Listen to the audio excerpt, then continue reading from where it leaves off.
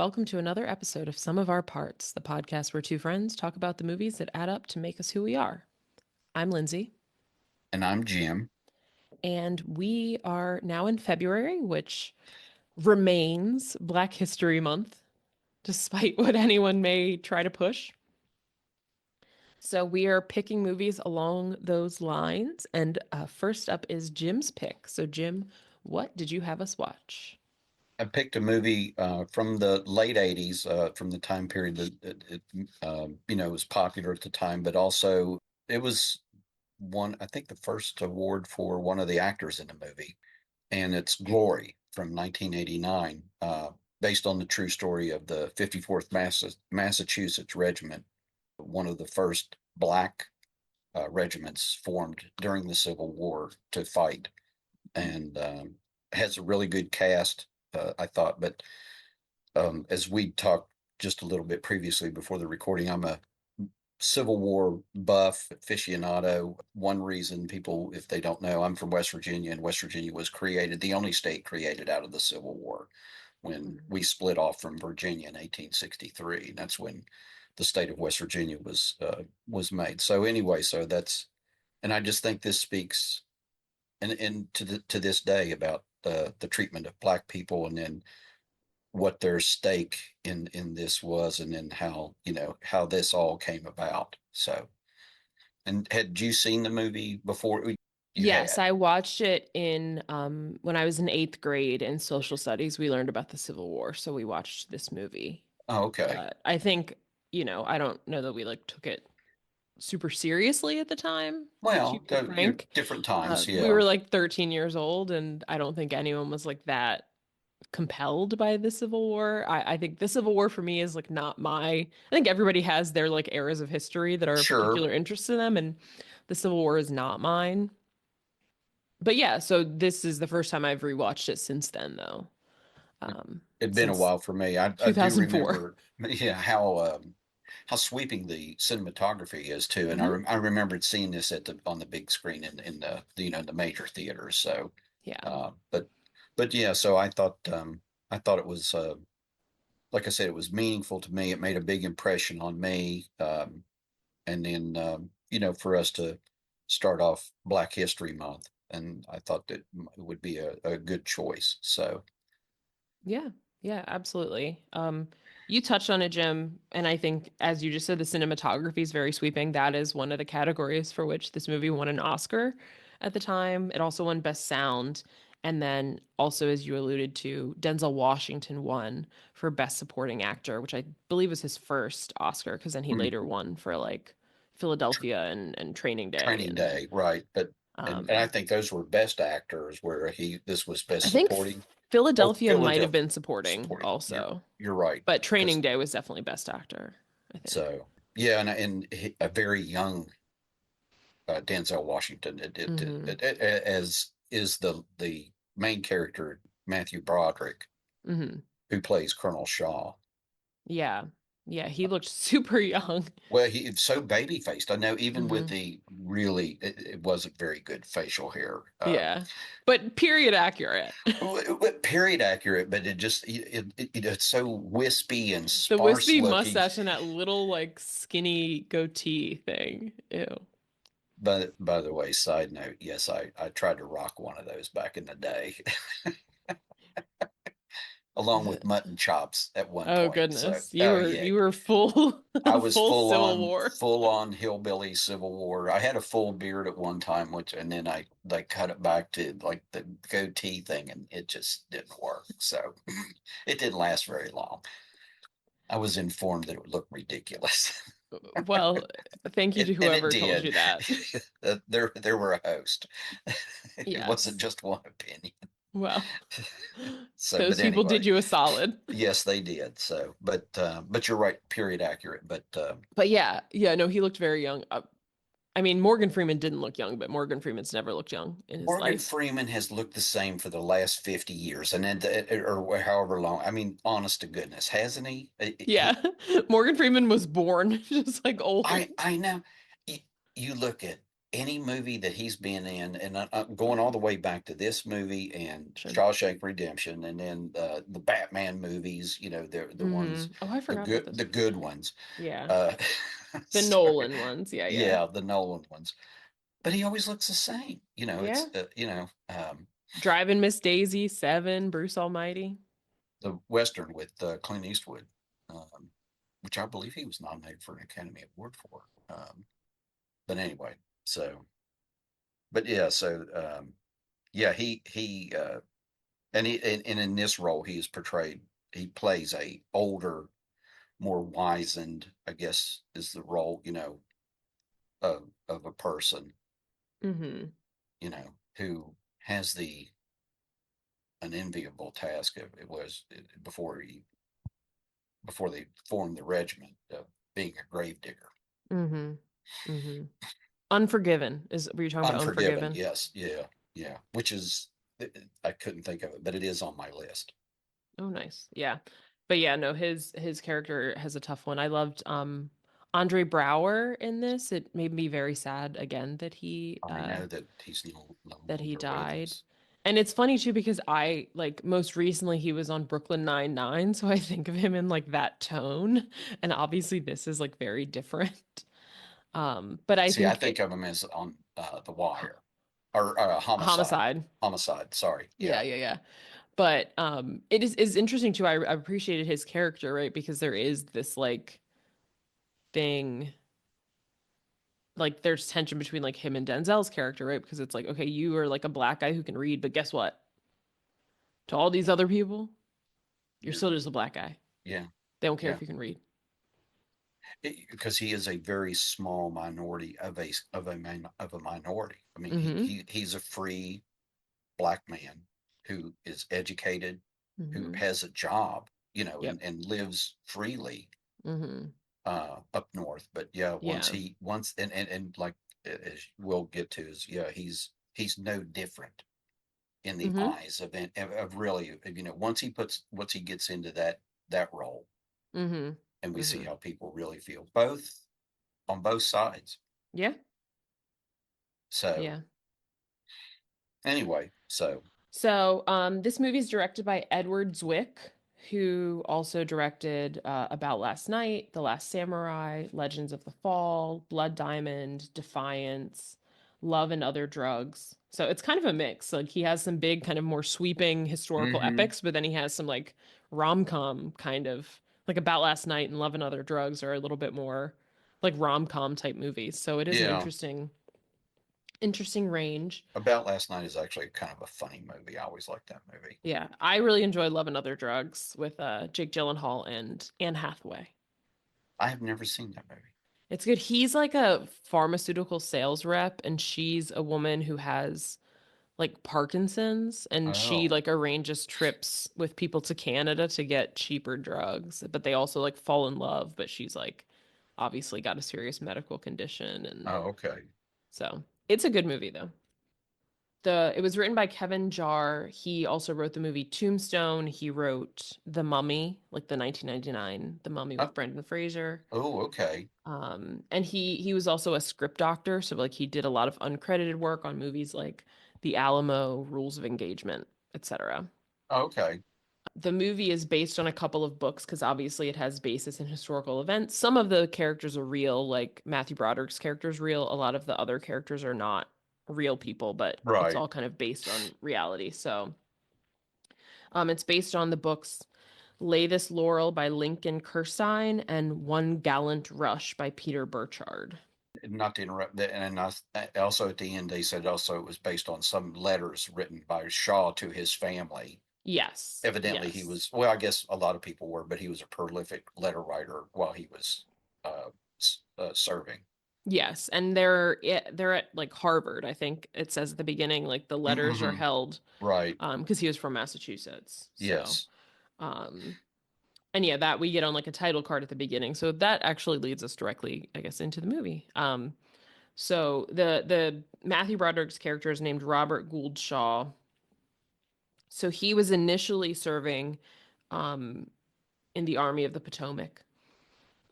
He's a son of wealthy abolitionists in Massachusetts, and you can see they have some influence. Like they have a party and the governor's there, so he's like he's giving a little bit nepo baby, I Yeah. guess. Well, as well as Frederick Douglass. Yeah, yeah. So it's like he's in a position a little bit because of like who his parents know, but he tries to make good Yeah, um yeah. He's and, on it, and he tries to use that influence for hmm good. So he when we first meet him, he's a captain, and we get to see the Battle of Antietam. I will say, and maybe this is part of why like the Civil War is like weird. Like I can't get into it. Like battles in wars like before the 20th century when people just like walked up to each other hmm like in a line and just then started like shooting like directly in front of each other. There's like no strategy here. and, It's just and like, all right, let's see who can knock down the most people. It's like bowling. Like, and if you look at movies from the Revolutionary War, the battle strategies hadn't really yeah. changed in almost 100 years. It's still, Hmm. yeah, you had your two lines, and then you'd fire at each other until somebody gave up. You know, Yeah. Which is just like crazy to me strategy wise. Like, all right, we'll see who has better aim, I guess. But yeah, so they're shooting, they're firing cannons. Shaw gets hurt. He gets knocked out, basically. yeah, he has And a small wound on his neck. yeah, So yeah, like behind his ear. Um, and the battle's over. It looks like the Union has to retreat. I don't remember the it actual was a facts of crushing Antietam. defeat for the Union Army. Yeah, the Yes. as I do know Antietam, the bloodiest single day battle in the Civil War. I learned that when I went to day camp and they took us to Antietam, oh, okay, Antietam in Western Maryland, where right. I'm from. Oh, there you go. I'm not from Western Maryland. I'm from Maryland. Antietam happens to be In in Western, Maryland. yeah. But I went there when I was a kid. Oh, Uh, okay, so I went tubing down Antietam Creek, there you go. So and the camp counselors told us about yeah, Burnside and all that. it So, was the Union Army took took a tough, really bad defeat because they thought this war was going to be short, and it was going to mhm, be just a matter of just overwhelming the Southern forces, and I think this was their first taste of this wasn't going to be the case. and wasn't like England was helping the South. Like they were Yes, getting support from they were other, supplying materials and weapons, yeah. rifles, because the Because South had a without bad that, production problem. yeah, well, because like all of industry was in the Was in North, the North, but so all of like, the agriculture was in the South, so it yeah, was a mix, hmm of yeah. And then you had states like Maryland and Kentucky, which were like on the border, hmm presumably in the Union, technically, but also like there were sympathizers, sure. we would love to hold on to slavery, etc. Just saying. Um, Un- so Unlike my ancestors. yeah, well, Sorry. sorry, my ancestors are from Kentucky and Maryland, so this is where No, we no, are. I just yeah. Maybe that's why I'm not into the Civil War. I feel complicit. Um, Anyways, Shaw comes to, and this is where we first see Morgan Freeman, actually. hmm He is one of the black folks who are they dig graves for dead soldiers. His name's John Rawlins. Morgan Freeman, we already mentioned some things that he's been in, but Bruce Almighty, Seven, $1 Million Baby, Lean on Me, some other ones. He's played God, people. Yes, he is God. He is God. You hear So him also. He's like he narrates a bunch of commercials, so like you've heard his I voice. He I narrates know. a bunch of like documentaries, like March of the Penguins and stuff. hmm Like he has a very iconic voice. Matthew Broderick too. We've talked about, but like Ferris Bueller, the producers, Married to Sarah Jessica Parker, has done a lot of Broadway. Yeah, He's the voice of Simba, grown up Simba in The Lion King. and he played Inspector Gadget in The Inspector Lion King. Gadget, yes.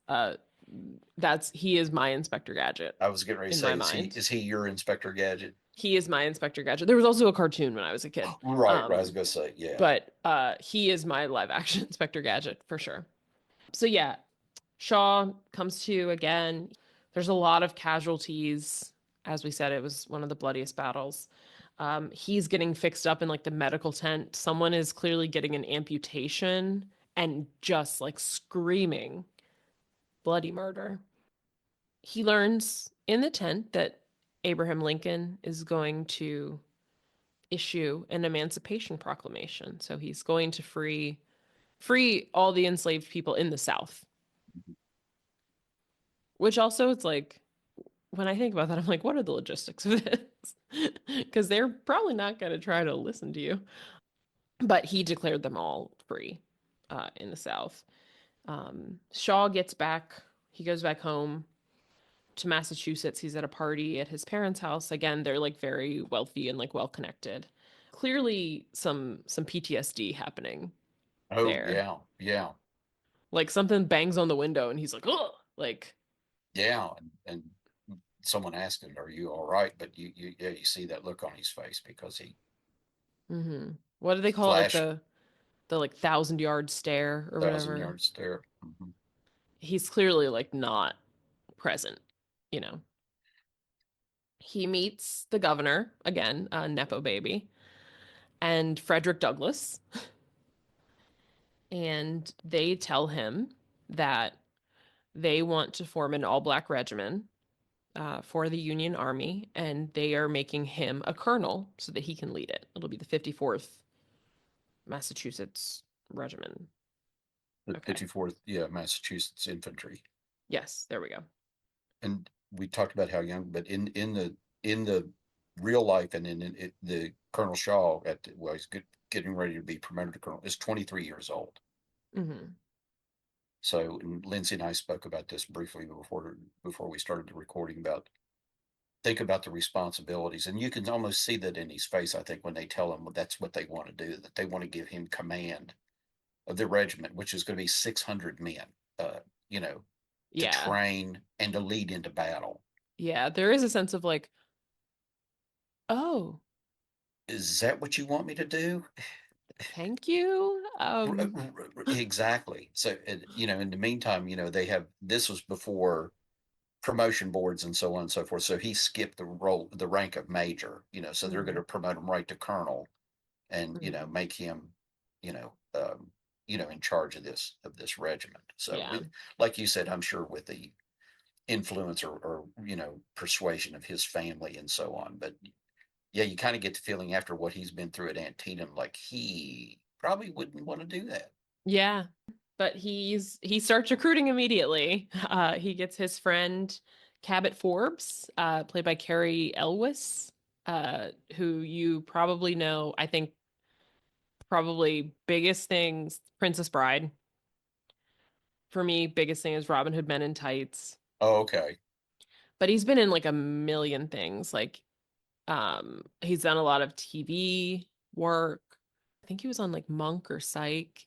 That he was definitely, I can tell you, in an episode of Law and Order Special Victims I Unit. was going He to was a ask mob you. lawyer I and was his going to wife ask gets you killed. if he'd been on your favorite show. So Surely has been. okay. But yeah, in a lot of things, as Jim was saying, he's in Hot Shots, the Top Gun parody. So Carrie Elwes, again, another guy you've seen around for sure.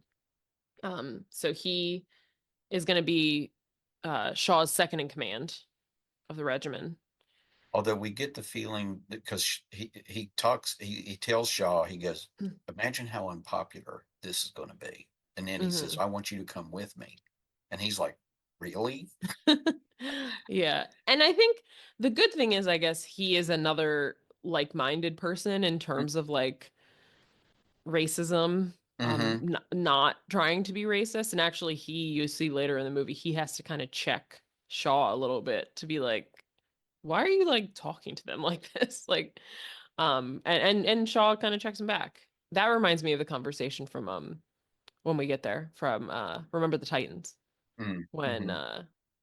Denzel's like, why are you being so soft on Mm-hmm. like the black guys?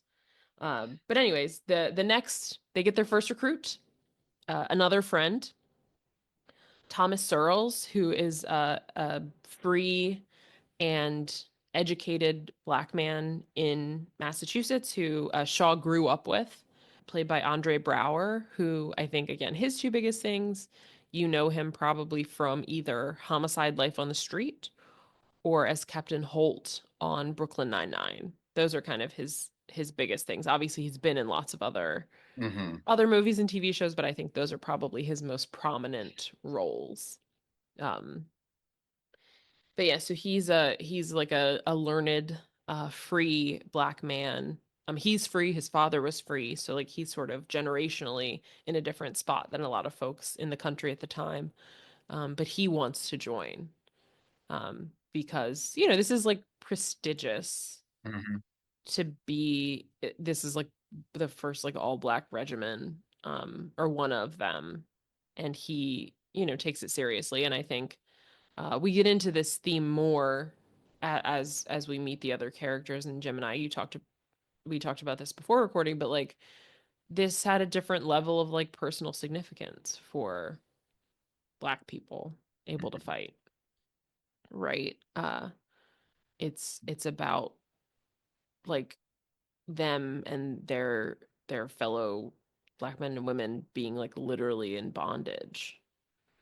And for the white soldiers, certainly Shaw and Forbes are abolitionists, but it is more theoretical for them. It's not as personal.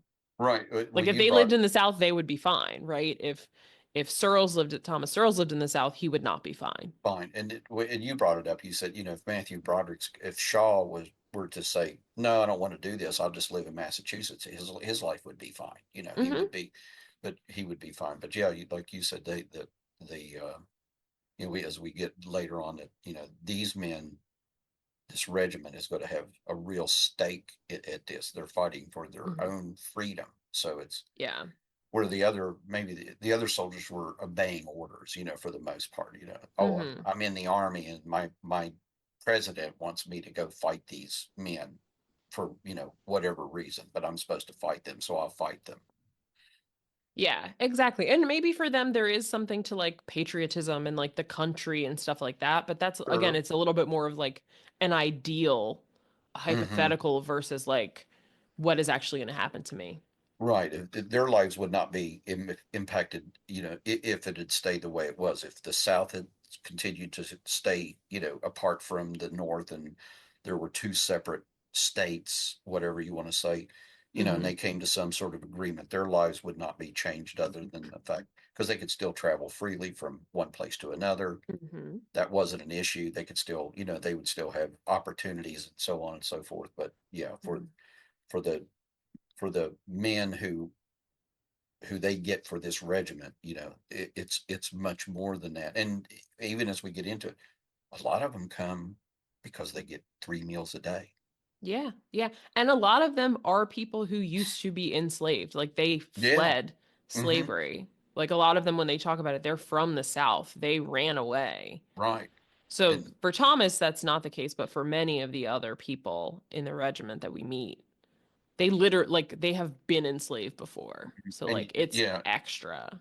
and you get a little bit of that background about where some of them come from, and what Hmm. a little bit of their experiences were. Yeah. Yeah.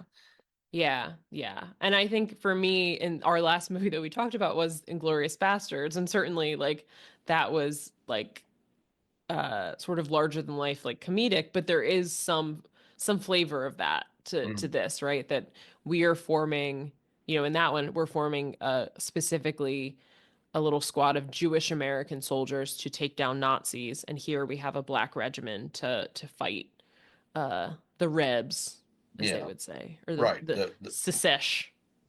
Yeah, the slave owners. So Hmm.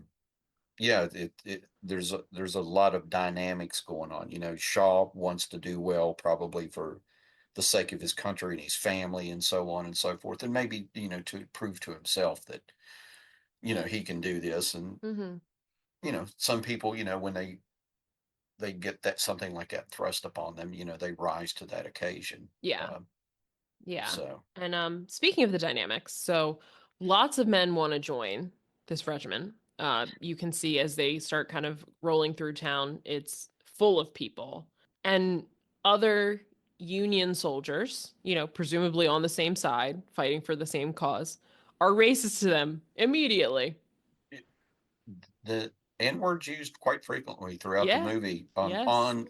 from everybody. A lot of slurs happening. Yes. So So, again, like for other people in the Union Army, this is just, they're just in the army because they have to be, or they have some idea of like a preserved nation or whatever, but like they're not like nice to black people. Like, not at all. They could care less about that issue. And as a matter of exactly. fact, it's made it clear that they don't want any part of them being soldiers. Mm-hmm. They don't need them. Not in that role or that capacity. So Yeah. And then there's conflict between the soldiers in the regiment. So Thomas is in a tent with Silas Tripp, who is played by Denzel Washington.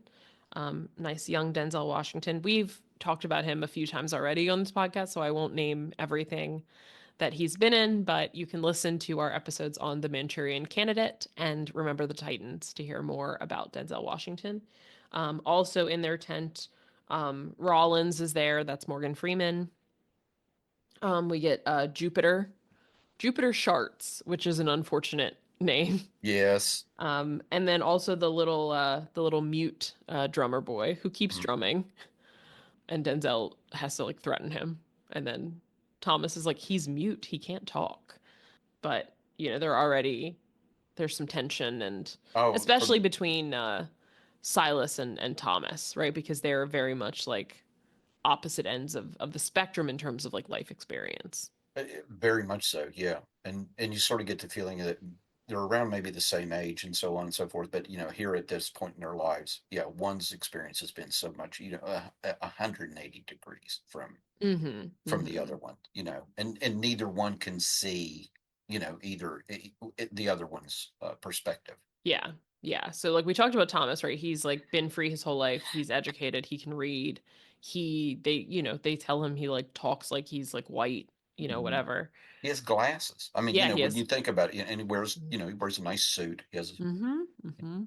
And then you have Silas who says that he ran away, I think as like a child, like as like a yeah, teenager from Tennessee, and has from a been on his plantation. own ever since, right? Yes. Yeah, Yes. So he's very like it's very different. And you see throughout the movie he sort of like antagonizes people a little bit, right? He ribs them, he jokes.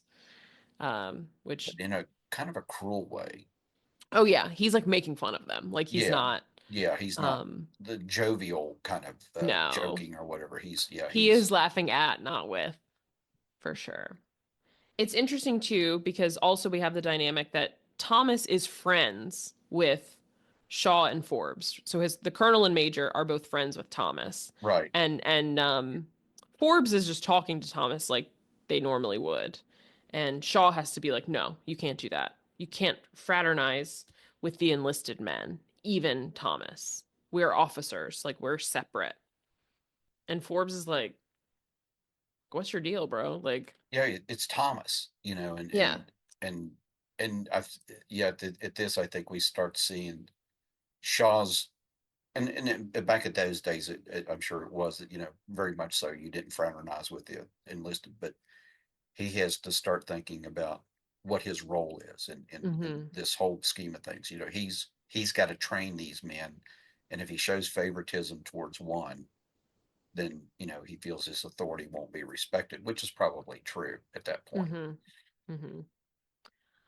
So this is sort of a ragtag group Mm, here, and they need to be kind of whipped into shape. So they bring in another officer, Sergeant Major Mulcahy, who is an Irishman. Also, that's the other thing I noticed. You just did that, but they saluted like British people do. Like British mhm, people still salute this way with, mm, obviously no one can see me, but you have mhm. the palm of your hand like out from your Yeah, foot. Whereas like now, like the United States military, you touch your like index to, finger to your forehead. right, or to the brim of your Yes, to the brim of your your hat. cover. But in this movie, when they salute, they're doing like the British. one. I think we still copied a lot of things from the British. You look at the uniforms and stuff, and we still Yeah. started, the dress uniforms and I just thought it was interesting because I was like, oh, hmm that's how but the British people still salute like still that. salute look at We've changed it. I guess we're yeah, like, all right, we got to differentiate. We're gonna say ours and we're gonna salute differently. yeah, But anyway, so they bring this Sergeant Major Mulcahy, who is Irish, and I guess Irish people not super fans of black folks. He is not super friendly. He's yelling and insulting them until they can march correctly. But also, it's like you get these little snippets of like he's telling them like move your right foot, move your left foot. They don't all know their right from left. right. Like he asks how many people Oh, don't know your sorry, right from correct. left, and a bunch of them raise their hands because they do not know their right from left. These are people, again, that like escaped from slavery. No one was teaching them their right and left. They don't know how to read for the most part, probably. They don't know how to Yeah. write, and then like a lot of them when they pan, a lot of them don't have shoes, I don't know if she was there. And then like ragtag Denzel Washington clothing. is wearing a top hat.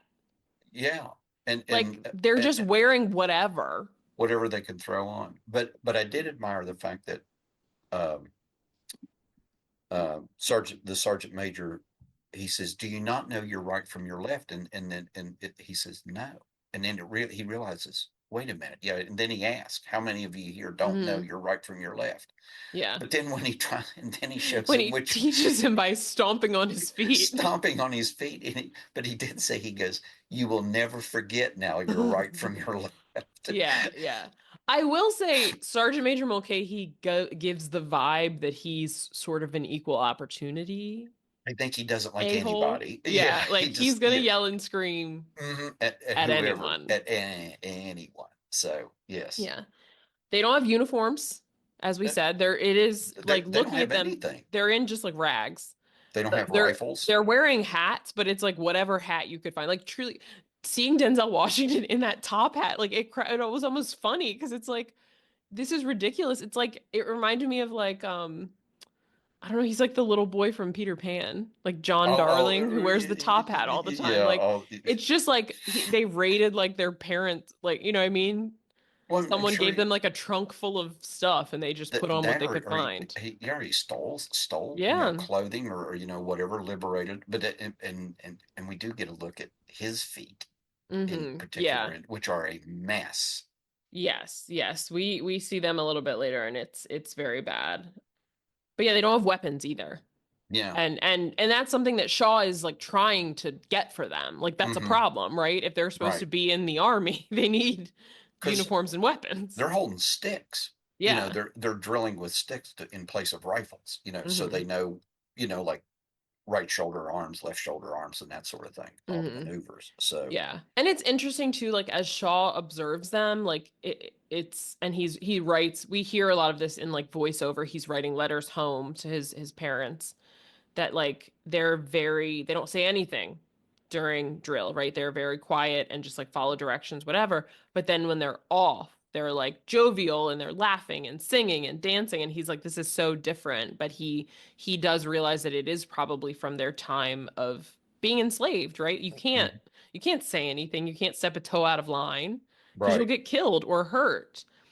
But we know from like history that like enslaved people developed so many traditions of like songs and I don't know, like togetherness and like things to like create community within themselves, hmm leisure and fun and joy, kind of in contrast to that thing. And he's observing that because like he he has the freedom to like act however he wants regardless, and they did not. So it's like there is a very clear contrast of like work versus play Right. for them. Their time, but he does remark to his mother in one of his letters that he thinks that they are better soldiers than most of the white troops that he's been Hmm. with, that Hmm. he's seen. So, Yeah. um, Yes.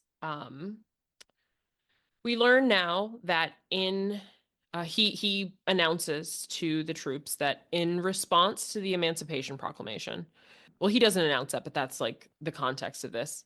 yeah, The Confederacy has released this order in response to the Emancipation Proclamation that any if they catch any black people roaming around, they are being put back into slavery, and any black soldiers they find will be killed, and also any white Union soldiers they find will be killed.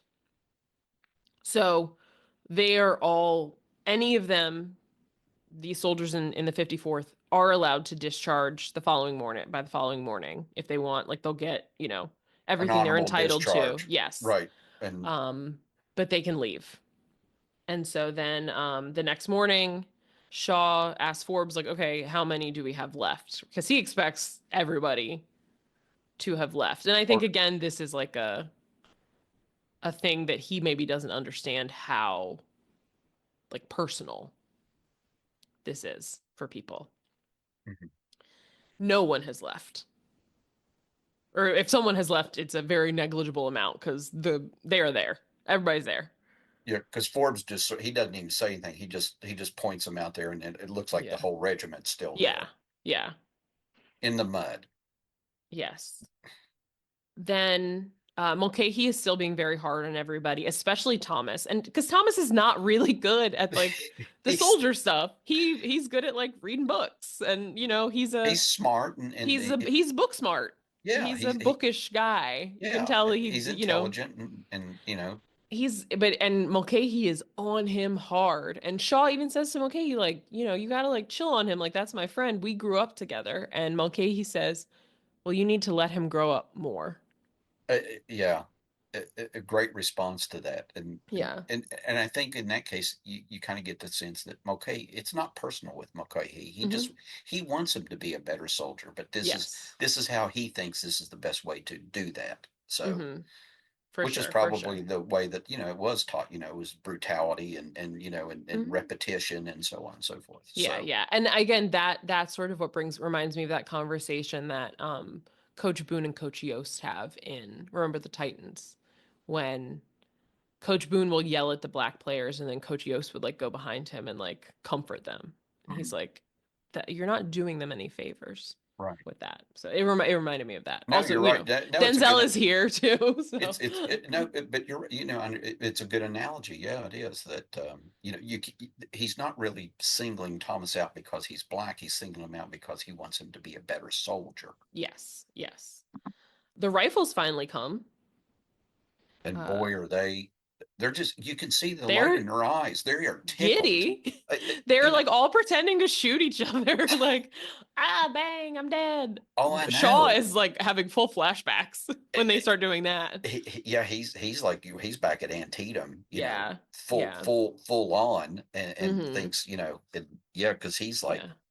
Oh whoa. God, oh God. They're all like, ha ha ha ha ha, look, bang bang, you're dead. Ha ha ha. And he's like, oh God, oh God. But there's also rumors though that they're not gonna be allowed to fight. So this may or may not be Right. relevant. We get to see them shooting. Jupiter is a crack shot. He's good. He's taking out bottles. They're like, I bet you a dime he can't do it again. He's just like bang, bang, bang. Hmm. Although Shaw is like, you need to step up your pace, right? Yeah. It's great that you can shoot accurately, but like you have to be able to get 3 shots out in a minute on the battlefield. So he's like, Right. go, go, go. He's like yelling at him as And he's trying to it's three aim shots, three three aim accurate. shots. Yeah. So, Yeah. and then he takes his pistol and he starts shooting it. Like, Yeah. And at first he's like holding it behind him. Like, yeah, like, and he gets rattled. yeah. Naturally so, because Yes. and he says that's what you will have to do in the heat of battle. Yeah, yeah. After this, Forbes is says to Shaw, like, I think you're being too hard on them. And Shaw's like, well, I don't think they're good enough soldiers. And Forbes is like, they're as good as we were. Do you Mm. remember like our regiment? Because Right. Yeah. they're doing just as well as we were. And I think at this point, I think Shaw says something about it. He goes, "It's my responsibility to make sure these men are trained and ready to go into battle." Yeah, yeah, And maybe Forbes says something along the lines, "I don't think that we'll ever see battle." yeah. We get some more Silas and Thomas confrontations because Ooh. Shaw starts also being really hard on Thomas. And Silas is like, you think he's your friend, but he's just like he's a white guy and you're a Hmm. black guy. Yeah. And like it's all the same.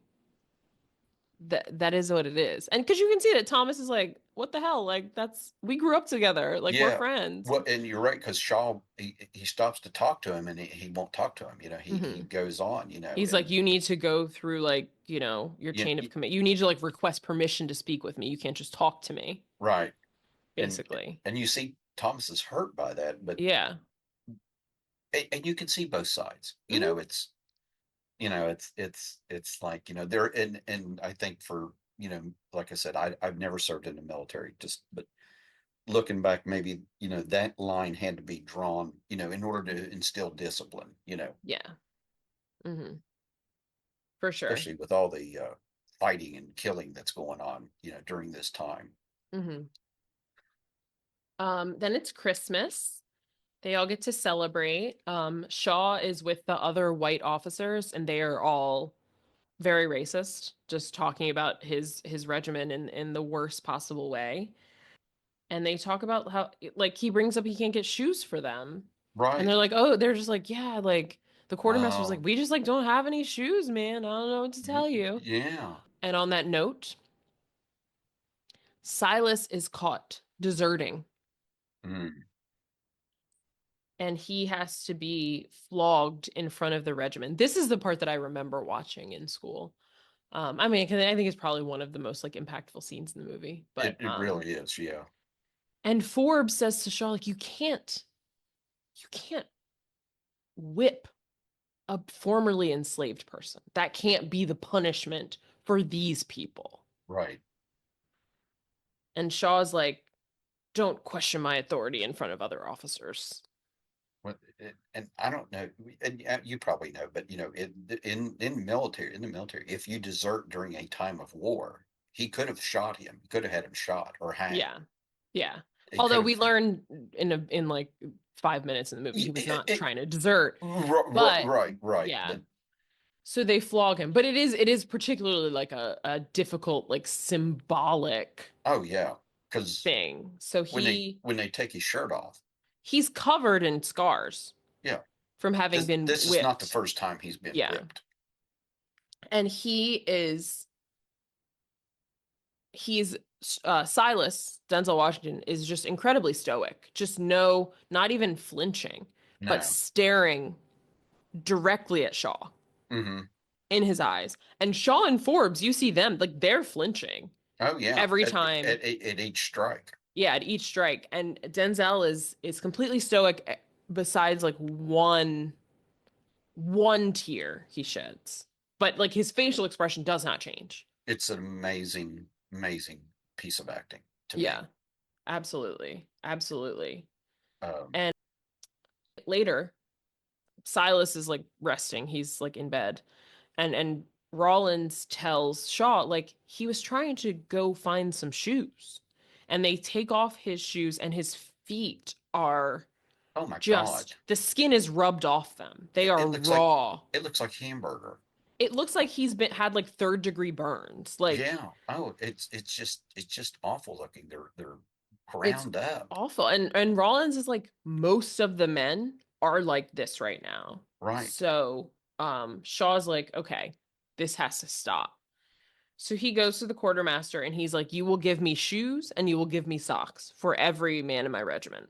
Yeah. 600 pairs of shoes and 1,200 pairs of socks. So each guy Yes. gets two pairs of Two socks. pairs of socks. Two pairs. And the guy's like, oh, we just don't have them. And so Shaw's like, how about I'll help you look. And he just starts like knocking his shit over, basically. He's just destroying his shelves and everything. Because he's lying about not having them. Like Right. he just doesn't want to give shoes and Yeah. socks to black people. Woohoo, the union, the good guys. Um, I like how you said that. Yeah. The then the good boys. yeah, we're this and these are the people on the good side. Like, come on. Really? Yeah. So they get that taken care of. And Yeah. then it's time to get paid. Shaw reads out loud, he announces, the standard salary for soldiers is $13 a month. But the men in this regiment are getting $10 a month. And some of the men are like, "Oh my God, that's so much money." I can't Yeah, wait to get some money. Like Jupiter is like, I'm getting money. Like, great. that's probably $10 more than he's ever had in his life. Exactly. And Silas is like, absolutely not. We're not going to accept this. Yeah, And he's like, he gets them to start tearing up their pay stubs, and Shaw actually uh does his too in solidarity. I love that. Yeah, because Hmm. you don't know how he's going to react because it's almost like a riot, and then It became sort of pandemonium. yeah, Yeah. and then he fires his pistol, and then to get their attention, and then yeah, he says, "Well, if you're all not getting taking your pay, none of us are going to take our pay." And then yeah, so Yeah. great, not necessarily a bit of acting, but a great moment, I think, to Hmm. show Hmm. he, Yeah. man, I've got your back. Yes. Yeah. Because I think, they didn't know up until that point, right? Like that if Shaw was sort of like a put your Right, money where your mouth is kind of person, right. right? If he They're like, was just okay, following orders like the other white men, white officers or white right. Like people he that they hasn't knew. like called them slurs, but like he Hmm. also hasn't been like that nice to them. So it's like we don't know. And like I said, Yeah. like Silas was telling Thomas, like he is a white guy just like all these other white guys. Hmm. So I think that is one step. And you see even by the end that he is really like revered among them. Yeah. When he like walks amongst them. And then they get their. They get uniforms. Don't you love how they're wrapped Yeah, they're all like in the in little paper. like a well it's almost like cloth, and then it's tied with a like a string or whatever, and I'm Yeah. thinking, They're like you little know presents. but when Jupiter, yeah, he gives it, I think Jupiter gets the first one, doesn't he? Give it to Hmm. Jupiter, and he opens it up, and it's like when they got their rifles, it's like their Hmm. eyes light up, and then we see him in full regalia. Yes, and they are marching very well. They We'll they just say. and they got their shoes, they got their Yes. uniforms, they have their rifles. Hmm. They now they look like Yeah. troops. Well, they're being treated as like men, Yeah, which has there not because been their there was experience. talk that they wouldn't even get uniforms. He says, Yeah. "You're not going to get that blue suit." Remember, Yeah. Silas tells him because you're not Hmm. going to get that blue suit. Yeah. And you see other like black regiments when they meet them later who do not have like the Right, uniform. the uniforms. But yeah, so they're actually making some moves. They're leaving Massachusetts to go do something, right? They're going south, Going to um, Georgia. going to Georgia. Well, they're like they hang. It looks like they're in like the sort of South Carolina, Georgia like border Yeah. So area. But they march kind of through the town, and there's the governor and and Frederick Douglass. and the band and the Yeah, people it's are like cheering, people are cheering for them, and like especially you could see all the black folks in town are like really proud and happy for them. and the children are Mhm. look up to him. Oh, and I forgot to mention also at this time too, they promote Rollins to sergeant Yes, major. when they're in the South, because they get on after they march through the town, they get Yeah, on a boat sorry, to go down south, and yeah, they promote. They we're said they're not frozen. allowed to have any black commissioned officers, but there's no rules Right, against them having a non-commissioned officer. So he basically gets the highest NCO rank, which is a exactly. sergeant major, because he has shown leadership and care for like his fellow Yeah, soldiers. So Rollins, which and is he Morgan Freeman. gets his saber. His And he yeah, has his stripes. yep. He gives him his stripes, and then that was yeah, that was a good moment too. So I think, and doesn't he say to Shaw, he's like, "What if I don't want this?" And Shaw's like, yeah, "You think I want this?" yeah, he's sort of like, yeah, he goes, we're in the same boat, buddy. Literally and figuratively, my man. I didn't Yeah, want this either, but here yeah. we are. Here we are. So So then, they're marching, and they actually meet other soldiers who were slaves, again, who do not have like the full uniform, and they're like, "Oh, look at you, you march like the white boys," and da da da. And they're talking. They must be like sort of like coastal like Gullah Geechee people, because they're speaking in yeah, a way. And Thomas is like, "What the hell are they saying?" He has to keep asking Rollins, like, Rollins, "What? what are they saying? Can And you yeah, translate for I me?" I didn't think about that when I was watching the movie, but yeah, you bring up a good point because yeah, it was like he didn't understand like some of the things they were referring to, like Hmm. because they Well, they were said like Christmas and Christmas Christmas, or something. yeah, and he said, and What? Rollins goes Christmas. Yeah, like they were saying all these things, and Thomas had like no idea what they were saying, which is very No, interesting. But it did make me wonder because of like where they were, because they're on like they're near like the coast of Georgia and South Carolina. So I'm like, I good wonder if point. this is sort of like the Yeah, Gullah people, like that sort of thing. yeah, Like, yeah. anyways, who And knows? it They become under the command of General Harker. He is played by I pompous have it pulled ass. up. Yes, Bob Gunton, who you might recognize. He was also in The Shawshank Redemption, Demolition Man, Patch Adams. He's the bad guy in the second Ace Ventura movie. Oh, Um, oh, that's right. That's okay. that's where Yeah, I recognize him from because I knew I I know I'd recognized. seen him. Yeah. Mhm. So Also, he was a rapist on Law and Order SVU. That's the other thing I has recognize him from. has Obviously, Denzel ever been on Law and Order SVU? no, I think that he had sort of blown up before because Law and Order SVU started in like 98, 99. So he was Oh, okay. already in Gotcha. he'd Gotcha. moved on from television by that time. Gotcha. Okay. All So, right. uh, but yeah, So, so General Harker is who they are working for now. And then they're also working with Colonel Montgomery. Montgomery is gets them to join him on a mission. And they're like, oh, hmm, great. Yeah, we want to do something. So they're going to go to the coast of Georgia, to a town that they had already kind of taken. The Confederates had retreated from this town. So they were going to go there and get supplies, is what yeah, he says. yeah. They're Um, foraging. yeah. Montgomery is from Kentucky.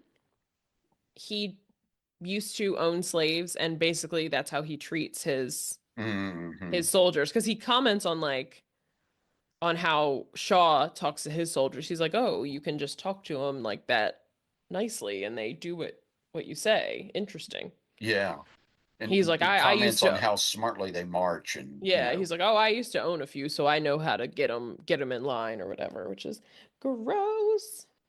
So they go to the town, and he's like, "All right, go, take what you want." Basically, so he's basically having them loot the town. They're sacking it. They're looting it, yeah. and he wants them to and he's so gross the way he talks about his soldiers. Also, his soldiers don't have full uniforms. They look like they're wearing like red sweatpants. I have red sweatpants that look like the pants they're wearing. If you look, they talked about Kansas. He was a Kansas City Jayhawker, and Hmm. those troops were issued red pants. They were called red Hmm. legs. But anyway, so he's part of the Jayhawkers. Hmm.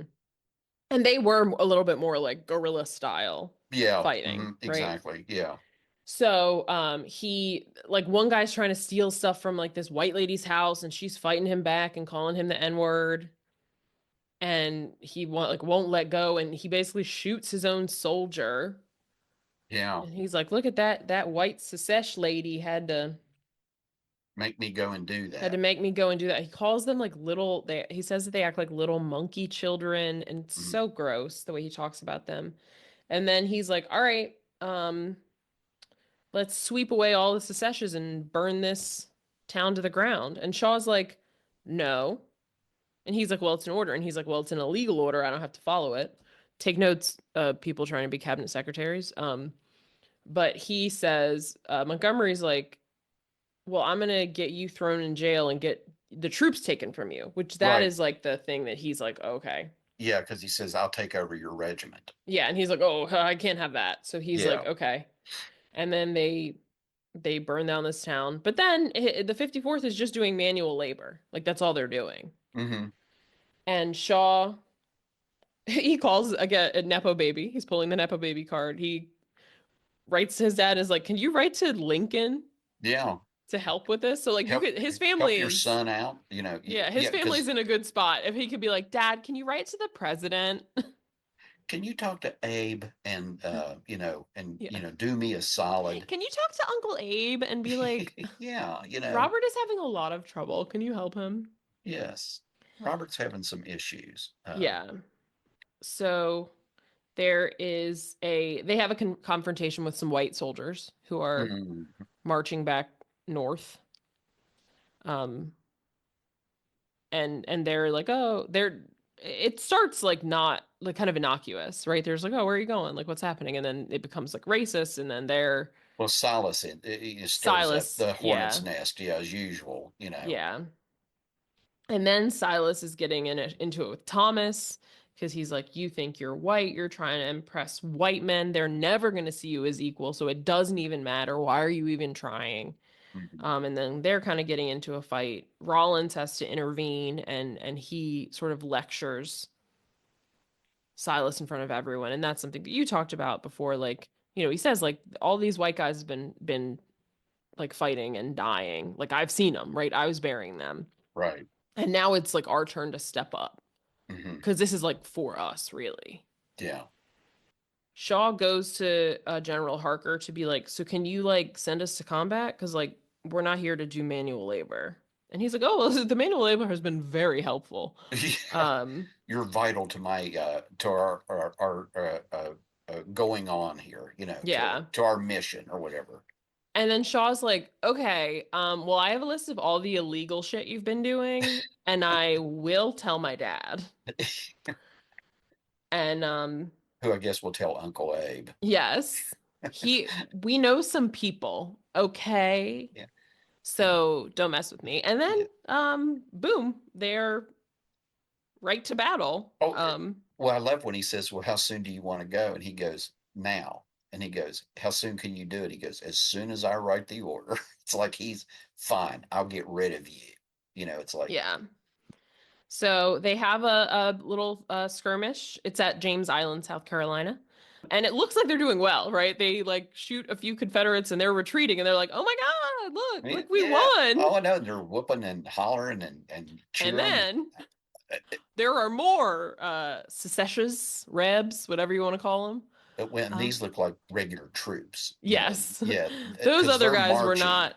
not the Well, they were probably just an advance party to find out yeah. where they were, and they go, "Okay, fellas, we Yeah, found it was them." like a handful of guys. Yeah, And so it then was, they have like the actual like a yeah, unit uh-huh, coming. There are some casualties. Thomas gets hit, but he manages to save Silas. A guy's about yeah, to stab Silas in the back and Thomas gets him before he can kill Silas. And, people are doing their best. Jupiter's shooting people. mm-hmm. You can tell Silas is just like beating people up. Oh, Um, because well, he has to hit some guy with a stick because he's, yeah. these He are, gets by the way, knocked these are down. single shot rifles, people, so they have to Yeah. load after every Yeah. And they're shot. like in the woods Oh too. yeah, but this was what war was like back. It was mostly Yeah. hand to hand. It Yeah. was So because they got Aldo as Rain close. would They not got abide this. yeah, they got so close. Like they Yeah. kept coming and advancing, and then finally both sides charged. Mm-hmm.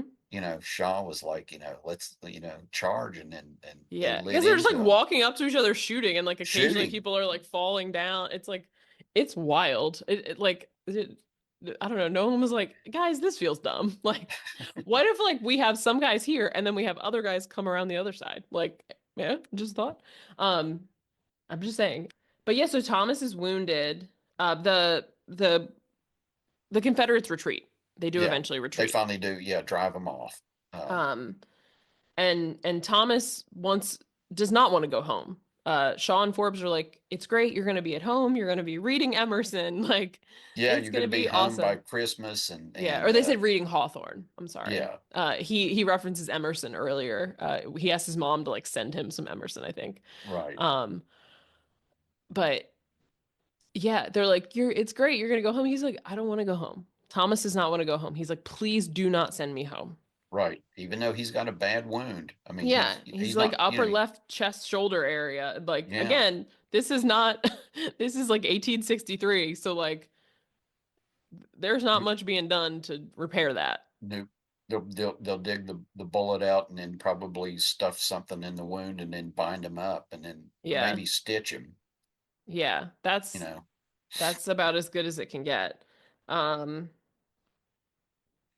they get back to camp and like the vibe is very jovial. All the white guys are celebrating. There's a guy on stilts. Did you yeah, see the guy on stilts? yeah. I was like, why'd you bring Well, stilts to and battle? maybe he made him. Maybe Maybe. he, I'm like, yeah, of all the you guys have limited and like things and to.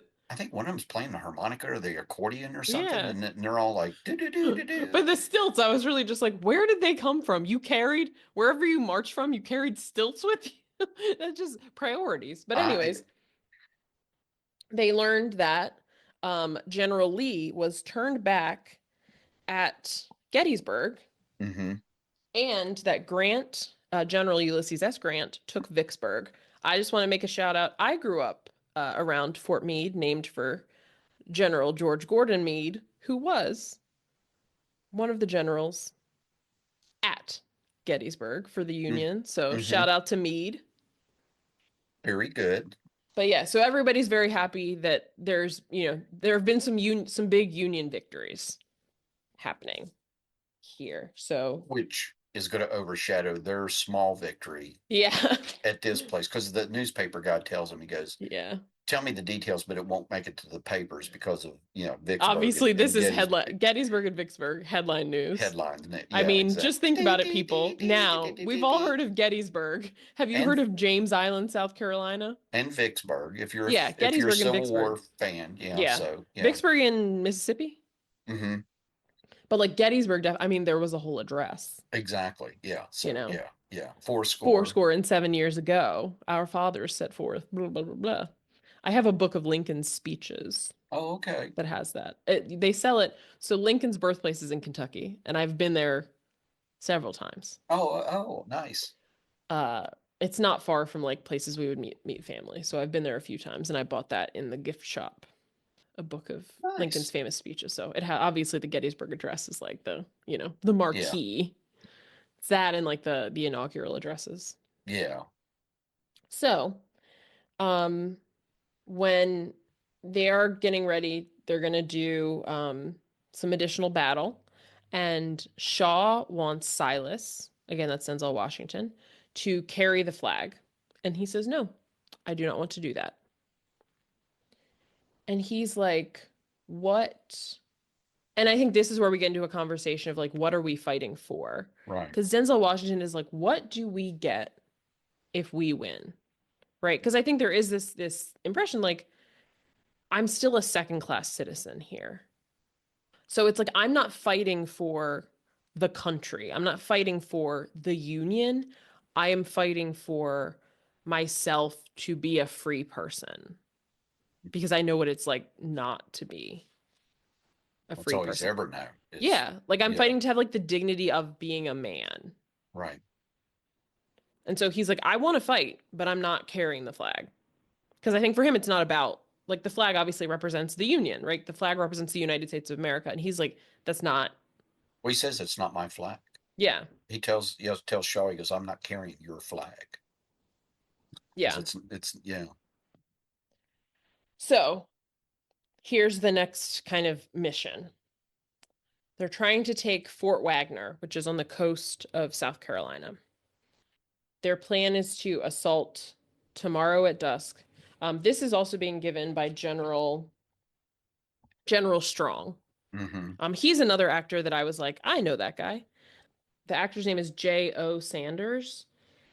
He's in a few things that I grew up watching. So he's in Angels in the Outfield, the like Remake. 90s version. Yeah. Yeah. He's in The Big Green, which is a movie that's on my list. It's a soccer movie. It's a kid's soccer movie, but he's like there's The Big Green is like the main team we follow, and he's the coach of the rival team. Oh, okay. And then he's also in the movie. You might know this one, For Richer for Poorer, where Tim Oh, Allen and Kirstie Alley go stay with the Amish. He's like yeah. the head Amish That. guy. Oh, okay. All right. I know the movie, so Yeah. okay. So if he just imagine him with no mustache, but with the beard and a straw hat. That's he's Mr. Okay. like Yoder or whatever. So, anyways, General Strong is telling them. So approaching this fort is difficult because it's like on the beach. So there's basically like a little strip of beach you can get through. So only one regiment can go at a time because it's like a narrow strip of sand.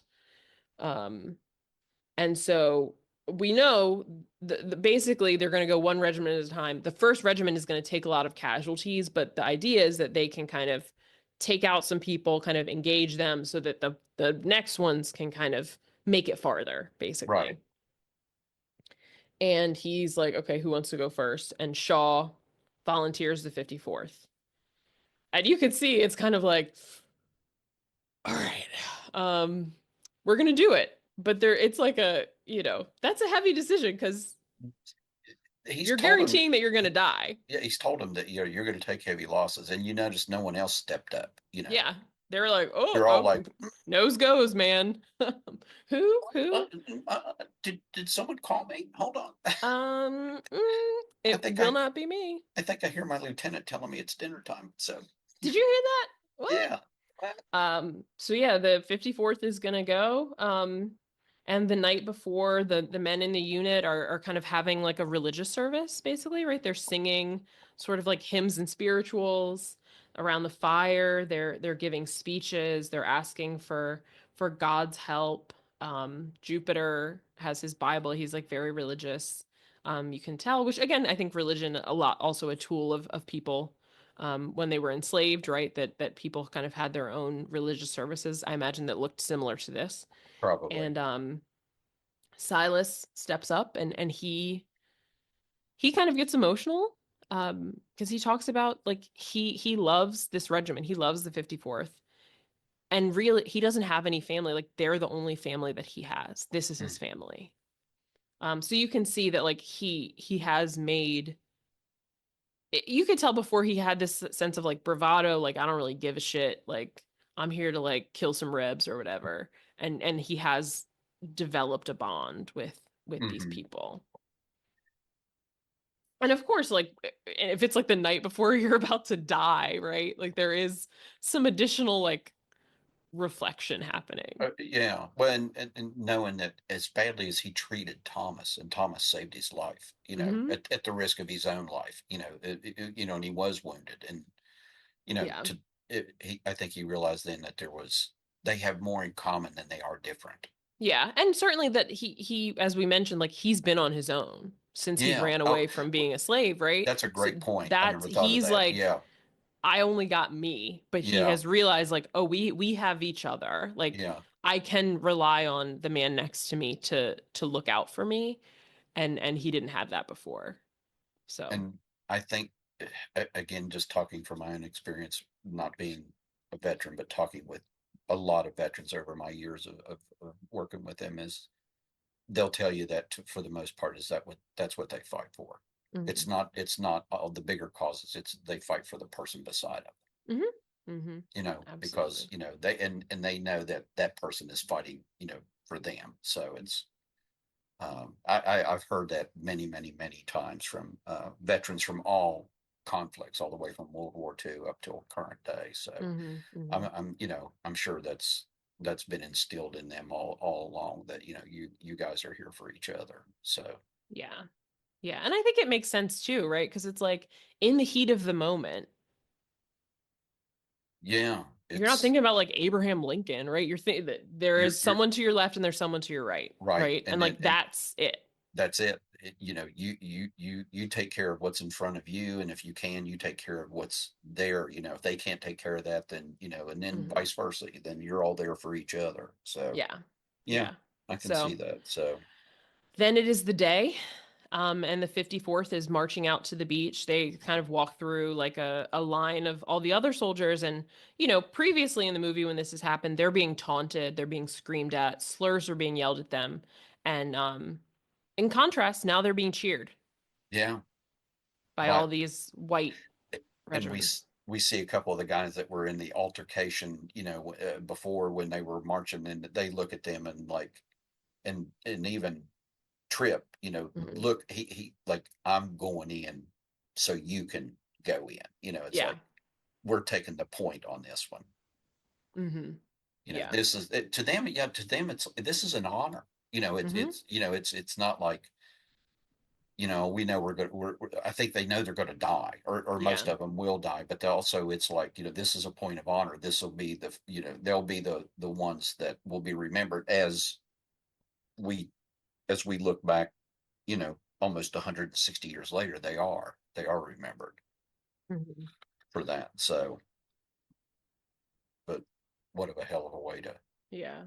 make your mark in history. I know. It makes me think of the line from in Gladiator, like for those about to die, we We salute you. salute you. Mhm. Um so yeah, but yeah, it is an honor, and I think that is like it's hard for me to wrap my mind around because I'm like, well, I don't want to die, but you can see if like you have been treated as, you're not like a human person. There is some honor to this. Strength and honor, also Gladiator. Yeah. Um Uh-huh. So, now they're kind of really getting into it. The drummer boys are relieved. And you can see the little mute one, he sort of like lingers because like Oh, he's been living with them, and Rollins is like, we'll catch up with you. yeah. Yeah. We'll see you soon. And like, He which is tells him, obviously he a goes, yeah, lie. he goes, you go on back, you go on back now. Cause you can tell, yeah, he doesn't want Hmm. to leave, Yeah. especially. Then you see Thomas, he's like can barely stand up, but Yeah. he's And, there to fight. and who steadies him though? Silas Silas. Yeah, Silas Tripp. steadies him like, And I got you. Thomas, even when Shaw says like this man bears our colors, if he should fall, who will take them up? And Thomas says, I will. Hmm. I will take them up. And then Shaw, he lets his horse go because no need for the horse to die too. And he's like putting himself among the men, so he sort of walks through the group of men from the back. And I like this moment because they're all like Shaw, Shaw, Shaw. Like Yeah. there is some like affection. Like, he's clearly like built something, rapport with them, right? Whereas Ex- before, it seemed he was a little bit like, and I think some of it is, like you said, like navigating his role, but like he was more like aloof and like separate. But, there is a point of like once you've like been in battle together that some of these lines become blurred, right? Like sure. we're all here just trying to like not die, right? Like Yeah. We on all the bleed. battlefield there's only there's not as much difference, so he's kind of walking among them, and there is a clear appreciation for him Sure. among the regiment.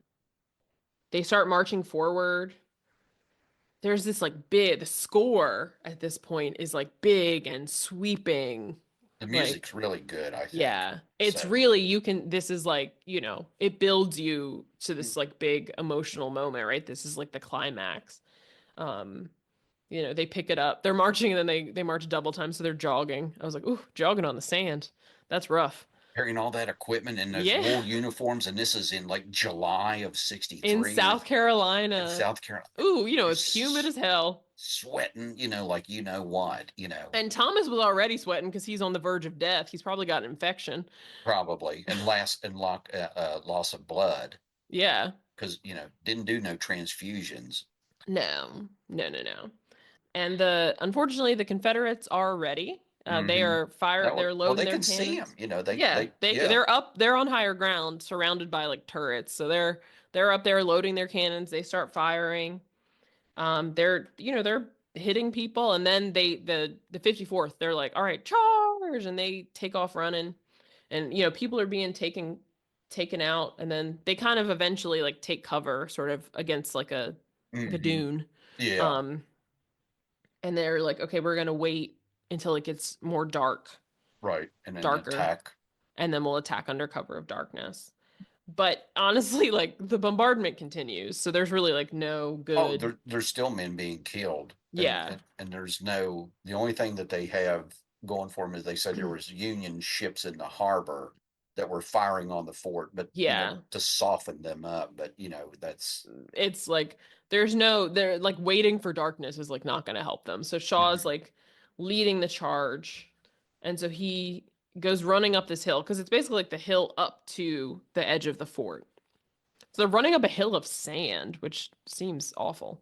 Well, and they yeah, because and they sort of get caught in that little culvert or whatever that's Mm-hmm. full of water. So I wrote it's like a shooting gallery. Yeah. It's like they're just they're sort of milling around. They're stuck down there and then Mm-hmm. trying to And fight their way up. the Rebs just have to lean over the wall and just shoot them. Right, Like, they've got the advantage of higher ground and cover and everything else, and yeah. then it's like shooting fish in a barrel. Yeah. But eventually it's like Shaw's like, okay, well, like we have nowhere to go. Like we got to We just go. we got to go. So he goes at them, and he's running up the hill. He's kind of taking the lead because he's their commanding officer, and he just gets like riddled with bullets. Like, Yeah. um, and then the guy with the flag gets hit, and Silas grabs the flag.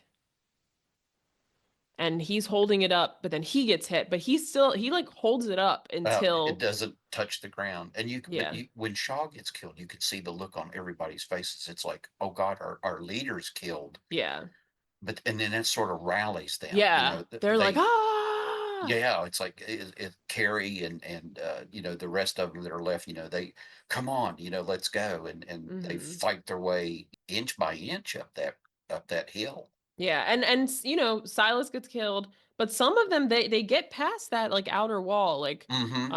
Forbes and Rollins and Jupiter and Thomas even they Mm-hmm. get past that outer wall. But then there's more men and heavy fire, and then there's an explosion. So presumably, like They're they yeah, die because too. there's a cannon, I think, or something there. They Yeah. they they run into a point, yeah, where there's like those the rebel soldiers are there and they have cannon and probably loaded with what they call canister or grape shot, where it's just like a big shotgun and it just Hmm. scatters. So Yeah, yeah. And then it kind of flashes forward to the next morning, and the battle is not happening anymore, and the bodies just like beach is littered with bodies, and it's very sad, and the Confederate flag remains yeah, above atop the the fort, fort. you see that yeah, the flag still stands. Yeah, the dead are buried in a mass grave. And it's interesting because they toss Shaw in and then they toss Silas in, and so they're kind of like leaning They're, on each other. yeah, I was gonna say they're sort of like laying against each other, and Hmm. Silas is almost like because it's yeah, it's like a incline, and then Yeah, he's like a sort of like a it's it's ditch. it's so sad. I mean, Hmm. but Yeah, and it made me sad too because then we get text on screen that that fort was never taken yeah, it was ever. The even rest of even the even the supporting troops couldn't take it. The yeah, white regiments couldn't take they it, ended and up, and I don't even think they all tried because eventually they were like, "There's no." yeah, They there's no retreated. point. Yeah, So it's like that was a real bummer because it's like well, what was this for? like a But lot of then battles that are fought for yeah, you know but then they did say that Congress then authorized the raising of black troops throughout the Union, and Lincoln did credit this regiment, the 54th Massachusetts Infantry, for turning the tide on it's that because it issue. said like I think over 180,000 black Yeah, troops were yeah, and formed without them, the Union would not have won the have war. won the war, and they were allowed to fight. Hmm. Shaw proved that they could fight. You know, Yeah, yeah, yeah. and Because I and imagine, win. I mean, I guess there were ideas about even among the like again, the good guys that like, black people were like lazy and, of poor They moral character Well, and and they were unintelligent. They couldn't yeah. learn, how to Hmm. either drill or to fight in an organized manner. And I was read there was talk, that they would probably run at the first gunshot, Hmm. which they Hmm. didn't do. That Right. was, what Yeah. Which is absurd because like I'm sorry, who do you think has more experience being shot at? I know, but that was the perceived notion at that time that they were less of a person, less of I know. of a being than the Yeah. white person. It's just like it just shows that it's like it's completely illogical. Like racism is Oh, there's oh, no logic to it because it's no, like I'm sorry, you're talking about who can deal with war. Maybe it's the people who dealt with like crushing physical labor and horrible treatment for right. most of their lives. Like, are you For kidding me? Since they Well, were or children. for all their lives, yeah. For Yeah. some of them, I'm sure Like, I only say most because some of them got away. But well, like, but yeah, like people like Thomas's age, maybe some of the older ones, had been taken as slaves as they were older in life. But mhm. Thomas was probably born into slavery, or not Thomas. Silas was probably Silas. born into Hmm. slavery, And so he got as started when he was was a little Jupiter. kid. Yeah. Yeah, that's all he's ever known. He was owned by somebody else, Yeah. by Yeah. another person. So, um, but. yeah, so there, and then at the end, so I just wanted to bring this up because part of this is what made this movie poignant for me too. At the end, Hmm. we see the relief carving, Uh-huh.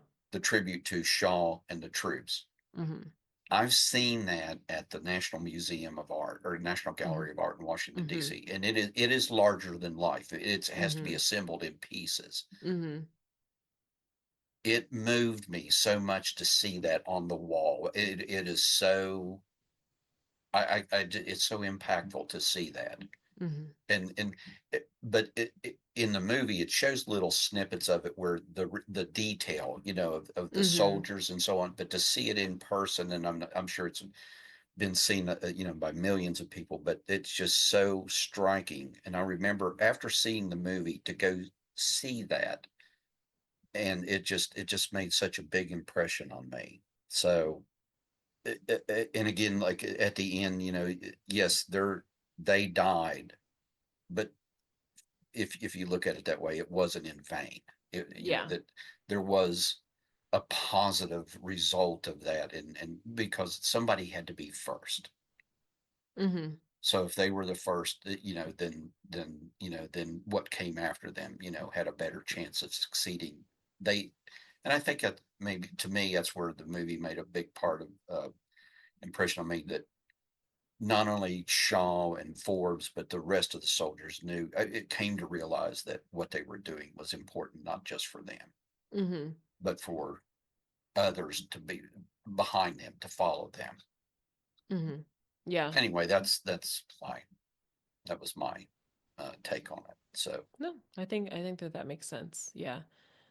I'm just remembering like watching it for the first time in 8th grade, and this may reflect poorly on my 8th grade social studies class, but I remember like our teacher paused it when at the scene when Denzel was being flogged, and she was like, "Why is he crying?" And someone in my class was like, "Cause it hurts," yeah, and she was like, "It's crying. He's crying because it like reminds him of being in slavery," and we were like, "Oh, okay." I think we're just like not well, at the place.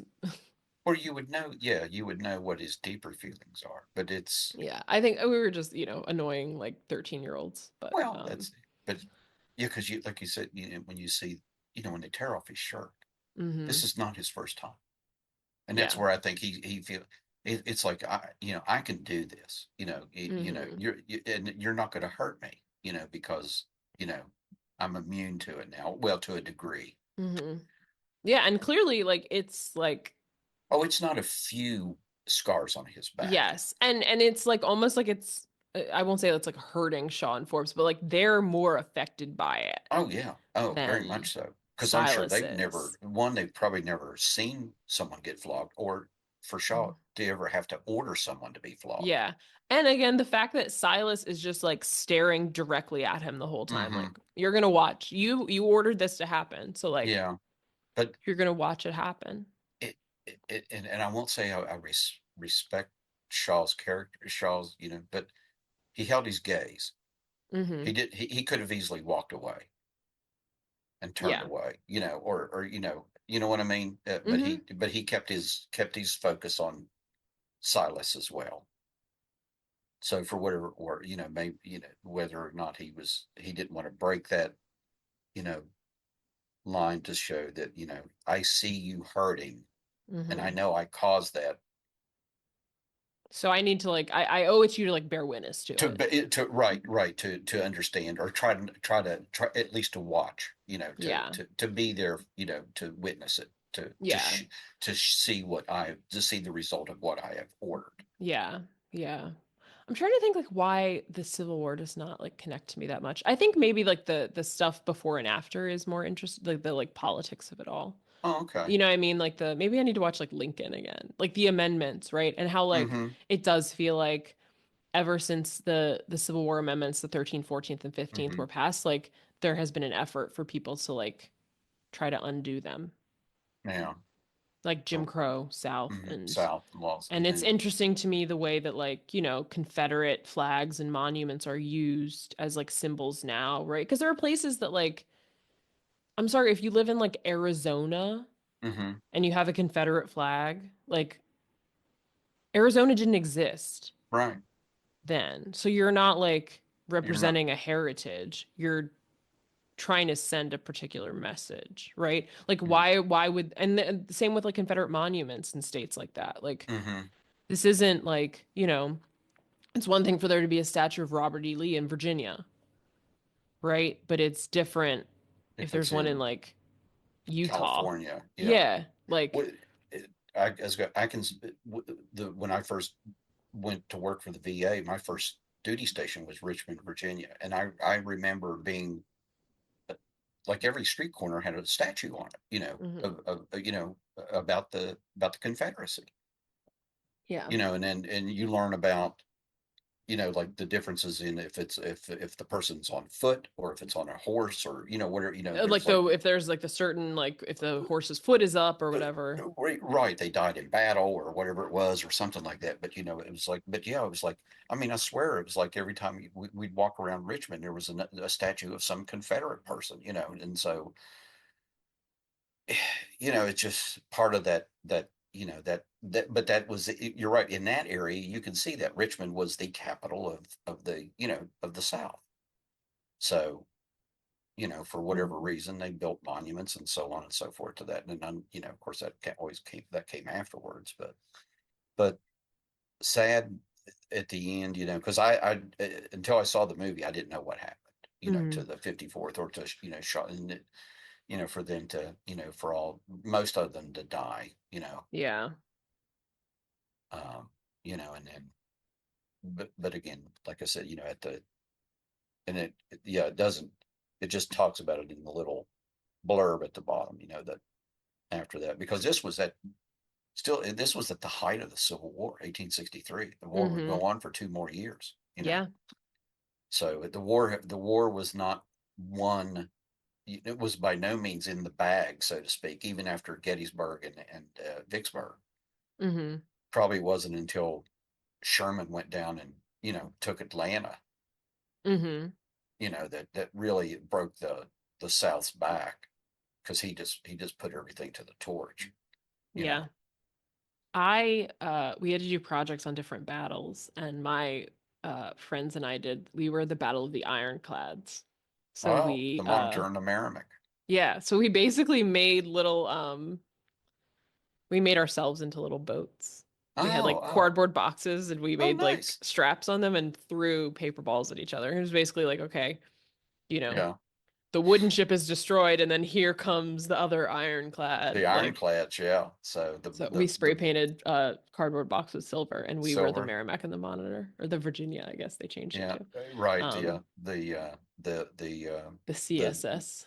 the So new the new fighting class of warships back then. yeah. So Yeah. So it's but yeah, this I think it's interesting to reflect on too. And also I will just say I just want to put this out there. I'm not a Civil War scholar, but like you can read the Confederate Constitution and it says that part of the Confederacy is for slavery to be legal. So let's guys, like the Civil War was about slavery. Like, can we not pretend that like it wasn't about slavery? Like many of the state's articles of secession included explicit references to slavery. Like they said it. We don't have to pretend that like it wasn't. I know we're not like reading history books anymore, but like it's well, there. whose fault is that? But Sorry. like, it's like guys, let's like be real. It's they said it. Yeah, not going into specifics, but that's how West Virginia was. West Virginia did not believe, or that part of Virginia did not want to be part of the South, that because that was one of the things that that area believed in, was not to have slaves. So, Yeah. And you know, like literally like South Carolina was the first state to leave, right? right. I Their think so, what wasn't it? some of their primary reasoning increasing hostility on the part of non-slave holding states to the institution of slavery. They said it. It's right there. Hmm. They wrote it down. So there doesn't have to be any confusion. But Anyways, um, Yeah, so my yeah, I only mean, gripe is why didn't somebody come up with a better name than West Virginia? But hey, hey, it is what it is. true, So, just although true. I can't think of a better name, but I never really gave much thought to it. But Yeah, no, they didn't poll you.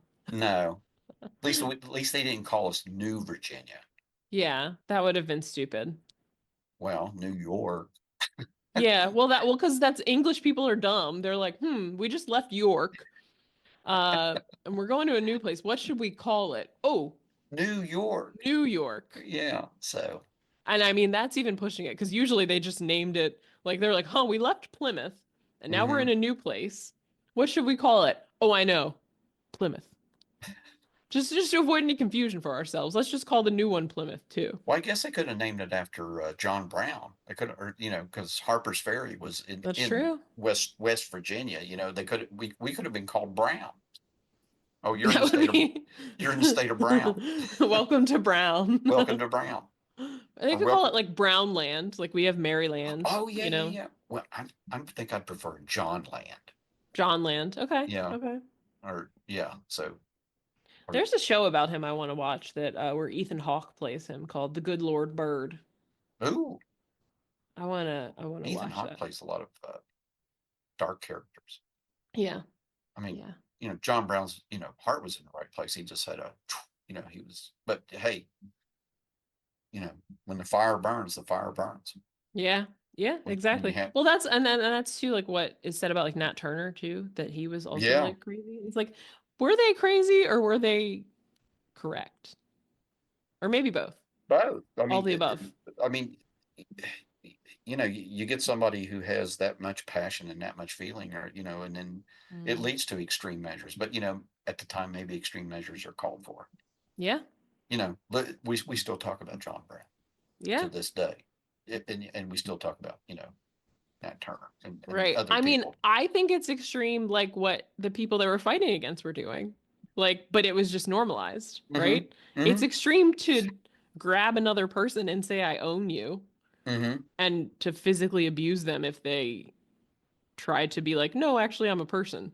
Yeah. That's extreme, but it was just extreme. Yeah. Everybody did it. So it seemed less crazy, So right? I was just, yeah, it does. So I was just looking up. So the history of West Virginia. West Virginia was created from the Southern Union, the Assembly of Northwestern Southern Unionists. Say that real quick.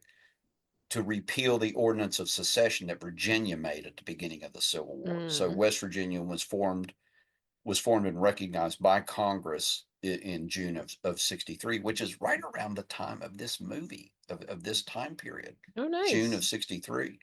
So, but yeah, so that they wanted to split apart because Virginia has succeeded. And I think if you read Virginia's charter or whatever it's called, is Hmm. slavery was a part of the reason that they wanted to secede from the Union to, Hmm. to Hmm. to make slavery legal or to keep it legal. Yeah, and the West Virginians were like, "Don't lump us with them. Thank Hmm you. Yeah, No, yeah. we are And, not in it." and I can tell you to this day, like when I went to Virginia, Richmond, Virginia to work, and they said, "Where are you from?" I said, "I'm from Huntington, West Virginia." "Oh, you're a Yankee." I swear to God to you, that honest, my right hand to God, that's what they called me, a Yankee That's so in funny. 1979. That's so funny. Well, yeah, so I think this was a good start. Good Well, start for thanks. Black History Month. I think too, this is not, they're sort of like the 54th of Massachusetts is not necessarily something that is always like talked about, right? Like I think Black History Month, we have kind of our greatest hits that we talk about all the time, Yeah. and they're not one of them. So I think this is good. A sort of under discussed component of Black hmm history in the United States. It did say in 2019, I guess on its 30th anniversary, they re-released it in the big screens, but Mm-hmm. for in some theaters. So, which is, it'd be nice if they did it again if you ever get a chance. Because, like you said, it did win for cinematography, which I did Mm-hmm. not know, but but the battle scenes are filmed very well, but it's just a well-made movie to me as Mm-hmm. well. So Yeah. there's the big shots, and then there's the focus on the individual faces, and then and the Mm-hmm. scenes and so on. And I think everybody brings really their best to these roles, as you know, shown by Denzel winning the Yeah. Academy I Award. think for me, like him and Andre Brower, and then obviously Matthew Broderick, but like Denzel and Andre Brower were really like moving it both together and Very, individually. yeah, and Morgan Freeman and that, Hmm. and you could almost always, and I did read I think it was it was either Ebert or Siskel, one of them said that Shaw or Matthew Broderick's portrayal was not realistic or whatever. He was a little too wimpy or milk toast or whatever. And you know, it could have been, maybe somebody could have done a better job with that. But I felt he did a good job in Hmm. portraying that. And if you look at pictures of the real Shaw, he looks like him in the Also, movie. like, I'm sorry, these are not like in the Civil War, like this isn't like the volunteer army, right? Where people are like hardened and stuff. He's Oh, like he's a 23-year-old like trust fund kid. Of what? course, like Well, they I probably paid for his commission, you know, right, to like I don't think it's out of the realm of possibility that that's how what he was like. was like, yeah, could be, yeah, He's like uh, from a cushy life in Massachusetts yeah. and he's like given a leadership post. I don't Yeah, because when like we meet him, he's a captain. So I mean, you know, and mhm, he's 23 years old. He never said anything about him going to West Point or anything like that. So he right. wasn't a graduate of the academy. So I'm Right. sure. He's probably In at fact, home reading books. And then they were like, all right, go they fight for the cause, man. yeah, and they probably, yeah, like We'll you put you could in a buy good spot. commissions. Yeah, we're gonna pay the government to make you an officer, so you don't Yeah. have And to. then he ended up at one of the bloodiest battles of the war. Hmm.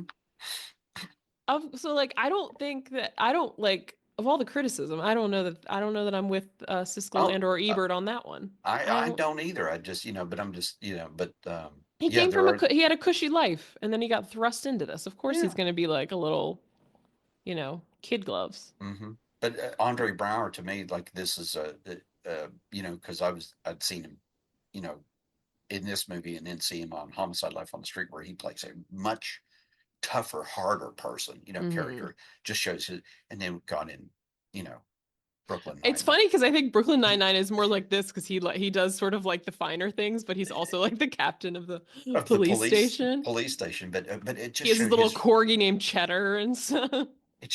range. I think, Yeah, and he's because so funny on Brooklyn Nine-Nine. so Well, I feel like we've covered it. yeah. Anything else you want to add?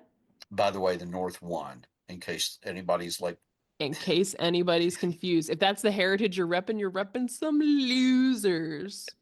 just As I'm saying. sorry to Ace Ventura, loser.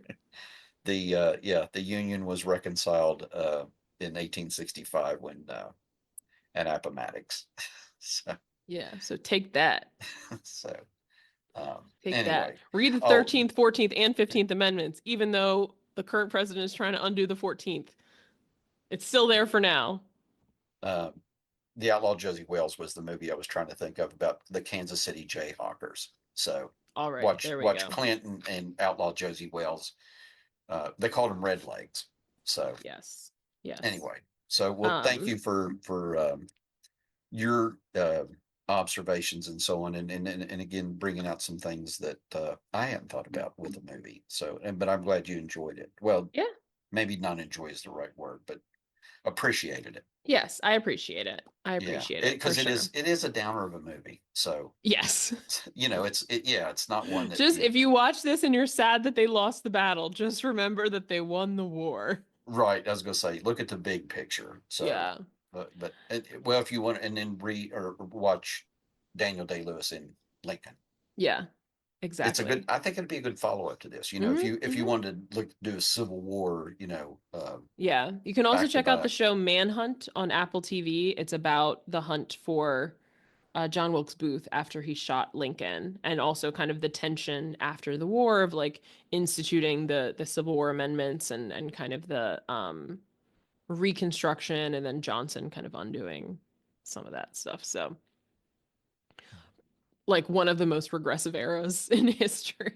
So, yeah, lots of good Civil War related things to watch Hmm. for sure. And we're going to continue kind of on the Black History Month tip for the rest of February. So look out for those. Please be sure to subscribe wherever you're listening to this. You can make sure that you're getting all of our episodes as they come out. You can leave a rating, review, comment, hopefully a nice one. Or we're going to send Sergeant Major Mulcahy to get in your face and yell at you. That's right. Um, You boyo. Do you not yes. know your left from your right? Have a very angry Irish man yell at you in your face and then step on your toes. I'd be worried about the mustache. Boy, Oh, he they all had. had those a lot of the dusty broom mustaches, like a Oh, push I'm telling broom. you, yeah, you could have, yeah, you could strain soup through those things. A lot of particles happening You there. need to, yeah, need to comb those rascals out. Oh yeah, oh yeah. Uh, Follow us on Instagram at Some of Our Parts Pod. You can see everything that we've talked about. We've covered quite a range of movies. We're getting close to our 50th episode, so there's a lot there. Um, you can also see we post little previews of what's coming and whatever else we want to share. Like I shared something the other day that they're about to greenlight the Romeo and Michelle's high school reunion sequel. So it's coming. And with that, bye bye. Take care.